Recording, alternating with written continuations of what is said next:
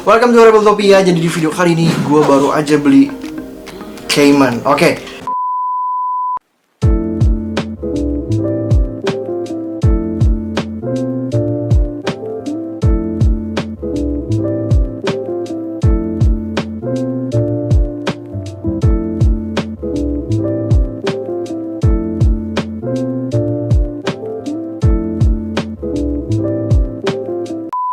Jadi ini adalah salah satu buaya ya. Jadi tuh buaya itu dibagi-bagi kan. Ada yang alligator, ada yang krokodil, ada yang cayman. Nah, kalau yang gue punya ini adalah cayman gitu ya. Kenapa gue nggak piara buaya? Karena mostly semua buaya di Indonesia, di Asia tuh dilindungin. Jadi nggak bisa dipiara.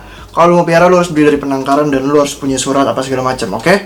Nah, kedua alligator. Alligator itu setahu gue belum pernah masuk Indonesia, jadi di Indonesia belum ada yang piara alligator gitu. Nah, kalau si cayman ini dari dulu udah banyak banget yang piara. Bahkan udah ada juga yang nge-breed si cayman ini. Cayman ini adalah salah satu jenis-jenis keluarga-keluarga buaya juga sih. Tapi dia tuh unik banget karena dia itu nggak bisa gede, guys. Kenapa nggak bisa gede? Karena sesuai namanya gitu, dia adalah dwarf cayman ya.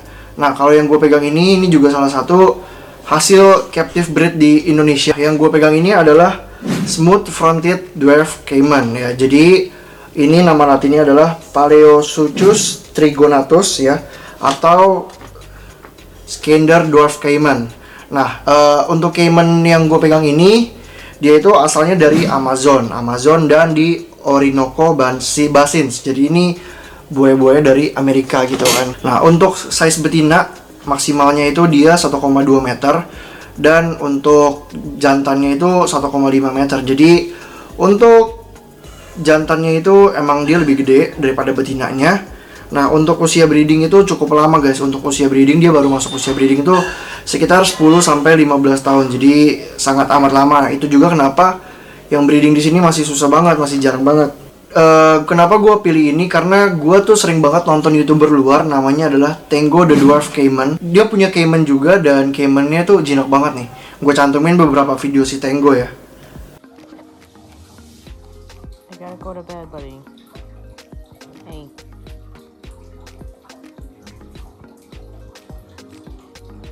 Hello. Eventually.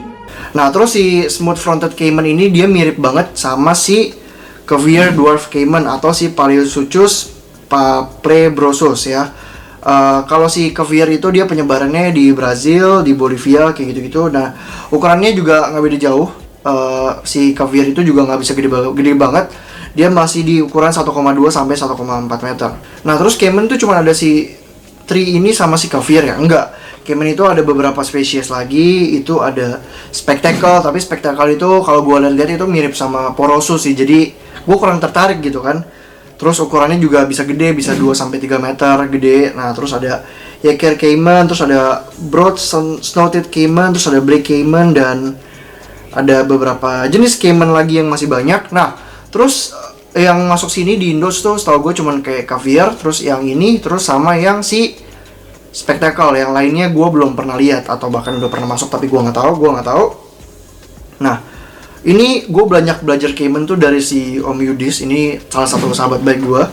Dia emang lagi ada cayman pair, dia mau breeding. Semoga bisa berhasil. Nanti kalau berhasil, anakannya jangan lupa nih ya. Nah, terus si bedanya nih, gue mau kasih lihat ke kalian perbedaan Cuvier sama si Schneider yang punya gue nih.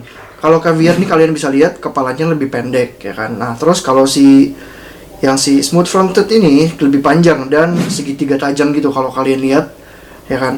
Nah, terus moncongnya tuh kalau si Cuvier dia lebih tebal.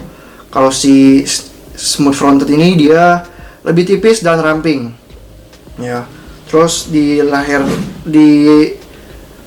lehernya tuh lebih padat kalau si Cuvier ya. Kalau yang si Schneider ini dia lebih nggak terlalu tajam, malah tajamnya mirip kayak durian. Nah terus kalian juga bisa lihat ini giginya ke si Schneider tuh lebih tajam lah dan lebih berantakan untuk dari giginya kan. Terus kelihatan juga dari belakang, bodi belakangnya itu. Nah untuk si Cayman ini dia ukuran segini nih.